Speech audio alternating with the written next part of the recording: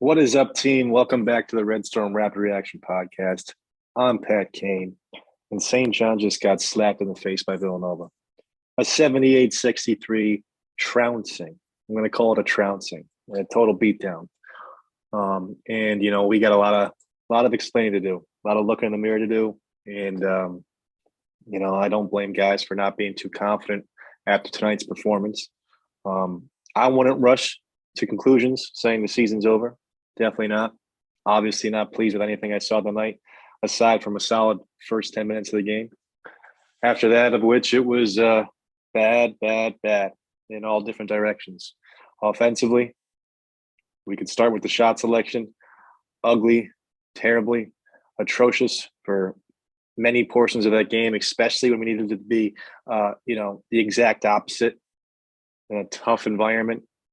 Have a nice lead going, and instead of playing the way we had been, attacking the basket, starting inside out, working the ball around, we forced tough shots early in the shot clock, completely ruin our rhythm, completely allow Villanova to take control of the basketball game, get back into it, and then take control, establish himself, and pretty much dominate from that point forward.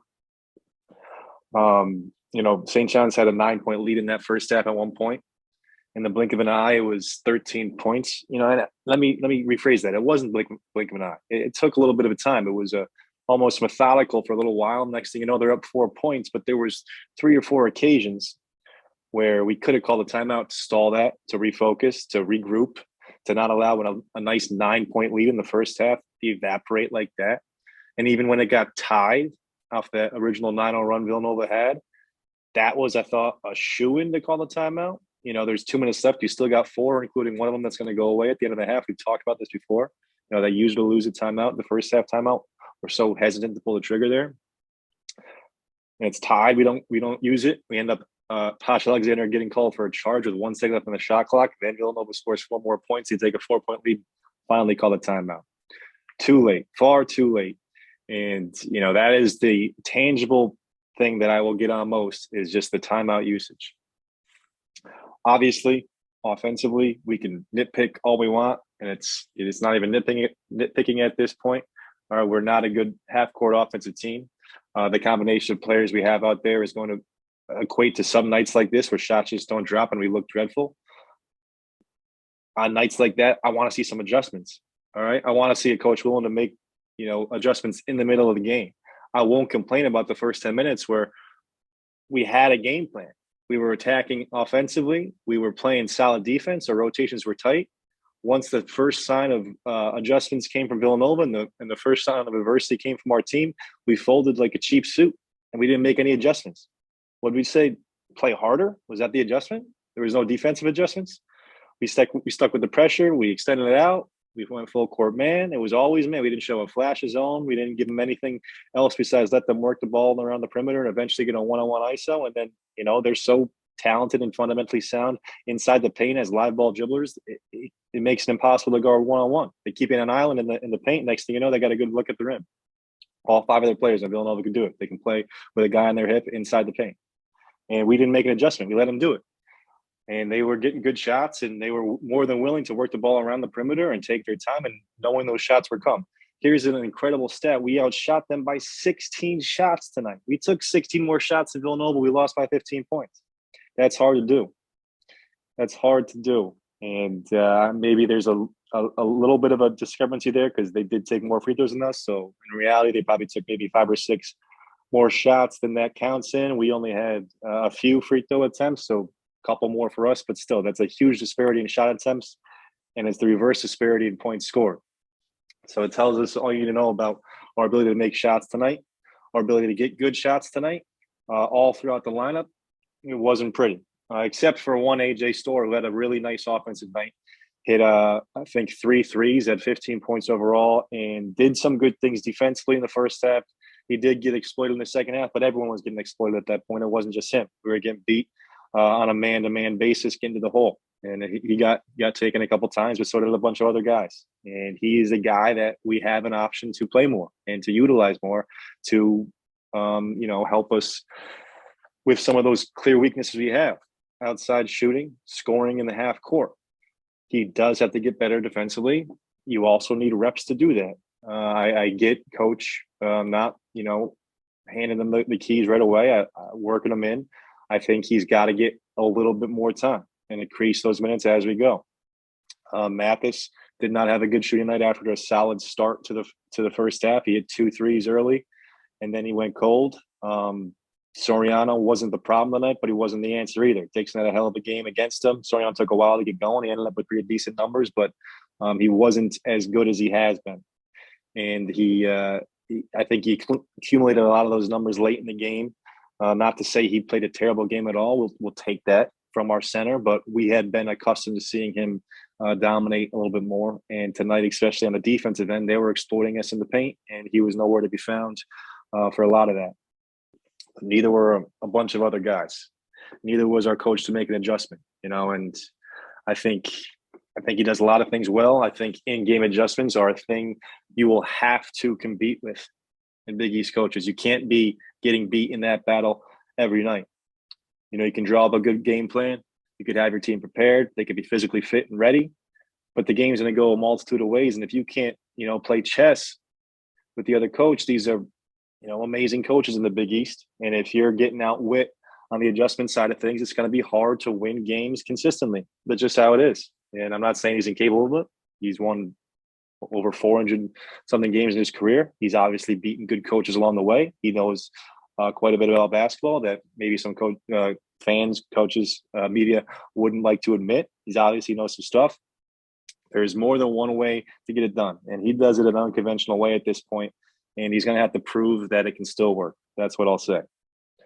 And a lot like players, you don't know much about them until you see how they fight through adversity. Plenty of times, St. John's gets transfers, D2 guys, JUCO guys, what have you, and then they have a preseason, season that's worth talking about. Think about Freudenberg. Remember him? Think about Bashir Ahmed early on. Think about Vince Cole real early. And then they have their first sign of a struggle against decent competition, and then that becomes more and more consistent. And before you know it, they're nowhere near the player you originally thought they were. That's the cycle of the St. John's fandom when it comes to seeing players early, having high expectations, seeing it perform well against weak competition. And then when the first sign of struggle comes around, you kind of realize they're much more closer to perhaps that player than they were early on against very weak competition. Not that they're bad, just that they're not the peak they were until they saw some poor nights and some nights where they struggled. And similarly, I think we saw that with our team tonight. We had not been tested. We had not really, aside from Iowa State, where it was over super quick. They almost like put us out of our misery in that game because it was over so early. Tonight, we got our first sense of really getting beat up, really having a game taken away from us. Rarely do you see a team so dominated come out and play so well. We had a really good stretch for that first 12 minutes. And like I said, you had a 9-point lead at Villanova. We were doing good things. And then it completely turned the tide.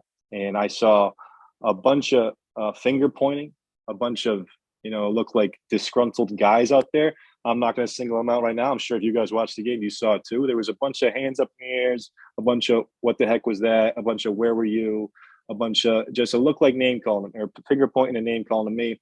And that's not, going to get it done against a team like Villanova. It's not going to get it done consistently in the Big East. Simple as that. You got to come together. We got punched in the face tonight and we did not get off the mat. Not to use analogies to, sugarcoat it. Obviously it's not good. It's not good. I do think we have talent to compete in the top half of the Big East. I do think there'll be nights where we click more offensively and we'll do what Villanova did to us and we'll blow some teams out. I don't think Villanova is not going to have any more 10 to 15-point wins in the Big East. Those things are going to happen. I'll say it again. The most disappointing thing is that we didn't make any adjustments as a team. And as a player to a man, we didn't fight back and get tougher. When the storm came, we withered in it. We didn't weather that storm. How do you like that? How do you like that saying right there? Someone put that on a shirt. All right. Let's go ahead and look at these numbers quick so I can stop rambling and stop, disappointing everybody. I don't blame you guys if you don't want to hear me talk about St. John's tonight. I don't really, but I'm here anyway. Here's the box score. We'll start with the good. AJ Storr, like I said, 15 points, 6 for 9 from the field, 3 for 5 from the 3-point line. He's getting more comfortable. He's an obvious offensive weapon, some guy that can stretch the court and also attack closeout with 1 or 2 dribbles. He did have 2 pull-up jumpers tonight, which is something nice to see, some in between game. Still want to see some more rebounds, some more assists, steal or block every once in a while. Tonight he did have a rebound, he did have a steal. All right, so that's a step in the right direction, contributing in different ways. Soriano's line looks pretty here. 17 points, 13 rebounds. It wasn't a 17-point, 13 rebound performance. I'm pretty confident saying that. And maybe we're spoiled, maybe we're coddled now at this point with how well he's played. For a large portion of that game, he wasn't controlling the paint, and he was getting beat on the other end. Still, 17 to 13 points. It's hard to believe we're complaining about that right now. Someone maybe should smack in the face for doing it. David Jones, 9 points, 8 rebounds, 3 assists. Another line that looks prettier than it was. That one shot he took in the first half, 30-foot shot, first pass in the possession, no one underneath the rebound. Off getting beat back on defense the previous play before was just, painted the whole picture for our problems tonight. Instead of working back on defense, and instead, once we didn't get back on defense, it got scored. Instead of going back and having a good possession and working our asses off to get a good look, we settled for a long free hoping it would go in. And then the next guy wanted to do it because he wasn't sure he could get the ball back. And then the next guy wanted to do it, he wasn't sure he could get the ball back, and so on and so forth. Anyway, Posh Alexander, another abysmal night shooting from him. I feel for the guy. He works so hard. He tries so hard. Shot did not look pretty tonight, and it hasn't gone in to date. Hasn't looked pretty tonight. Might have been a new low. A couple of ones barely grazed the rim. Hesitant to shoot. A few others. 0 for 4 from 3. I think all 4 of those, except maybe one, I thought was a quick trigger. The other 3 were wide open. They were just, he has to shoot him at that point. They're playing him inside the paint. He's on the 3-point line. There's really nowhere else to go except, you can't play him if he's not going to shoot that, and they're going to play him like that. And then later in the second half, when Wasu went to make him a nice bounce pass through the paint to Posh, who would have had an open layup, he just stopped short and didn't cut. Shout out Seinfeld. Posh stopped him short right there. And he didn't go for the layup, like he didn't want the ball there. And the ball ended up going out of bounds. I thought it was a good pass. Posh is a guy who shot near 60% from the rim last year.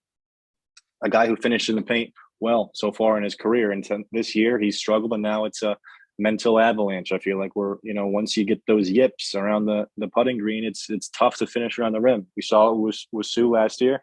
He's done better of late now. Still not dynamite around the rim, but a lot of that I think can be attributed to a mental approach. And Posh right now is struggling offensively. We got to see him get going.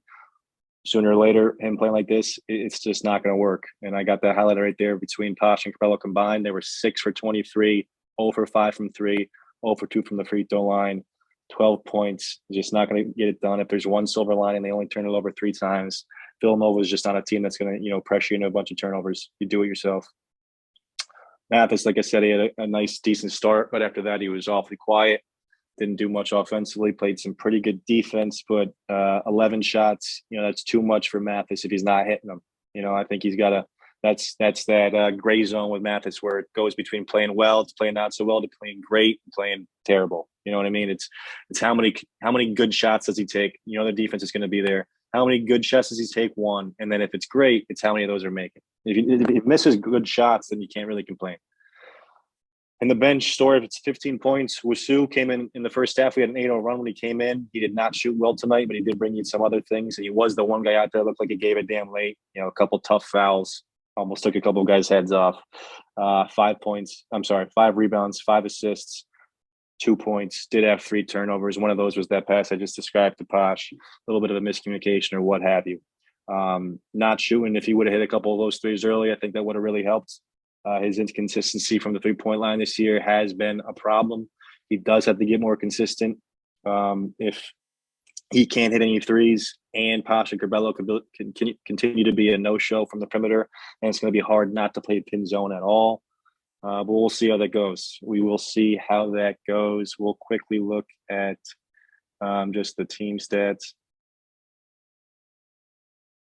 Look at that up top. 75 shots to 59. 16 more shots we got than Villanova tonight. That's just a crazy amount to lose by 15 points. Still can't quite get over that. Free throw discrepancy. 17 attempts for Villanova, 6 for us. That first half was just, it was a typical college basketball game. I feel like I turn on a college basketball game all the time. You see a first half game, no fouls called, let them play through everything. In the second half, whistle after whistle after whistle. It wasn't quite whistle after whistle for the majority of that second half. It ended up being both teams had about 10 fouls, though, in the second half compared to neither team being in the bonus in the first half. Only 4 free throws combined in the first half. But if you get outscored by or get outshot by 11 at the free throw line, outscored by 13 at the free throw line, you're putting yourself in quite a hole, especially with like I said the other day when Dave was on the podcast, we got to have that free throw advantage. That's a step in the wrong direction in terms of how we're going to create points. See if that improves. That's something that we have to keep an eye on. We have to be getting, our fair share of points from the free throw line, especially can't have such a discrepancy where we're losing points at the free throw line. Rebounding wasn't too bad. I'm surprised that Villanova only had 38 rebounds with how many shots we took. I would have thought they'd have a slight edge with just the amount of shots taken. We did get after the offensive glass. Didn't do a great job finishing those opportunities we had. But still, I think that will be a strength of ours. It's going to have to be a strength of ours with the way we shoot. Assist to turnover wasn't bad. That largest lead, yikes. 11-point lead to a 17-point deficit. And it all just kind of happened while we stood by and let it happen. Didn't make adjustments as a team. Didn't make adjustments as a coach. Didn't step up to the plate as players. And it was bad, bad, bad. And we got a lot of answers to come up with. There's really no time to work on it. We got Xavier at home. And all of a sudden, you really need to take care of business against a quality Xavier team, a team that's pretty much one of the 3 or 4 Big East teams that's been respected by everyone throughout the country this year. One of those solid tourney teams everyone's sure about. They've got supreme talent on the inside. Nunji and Fremantle are 2 big guys. They can both shoot the 3. They're both tough as hell. And they got some, perimeter guys who are pretty damn good. Sulibam or whatever, if I'm saying his name right. He's a talented kid. He's lighted it up so far. And what's his name? Kobe over there is a good player too, a really solid player. So it's not going to be easy. And it's definitely not a must win, but it's one you really can't afford to lose. So let's go take care of business. For Dwight Hardy, this has been Pat Kane. Thank you guys for listening to the Red Storm Rapid Reaction Podcast. Peace.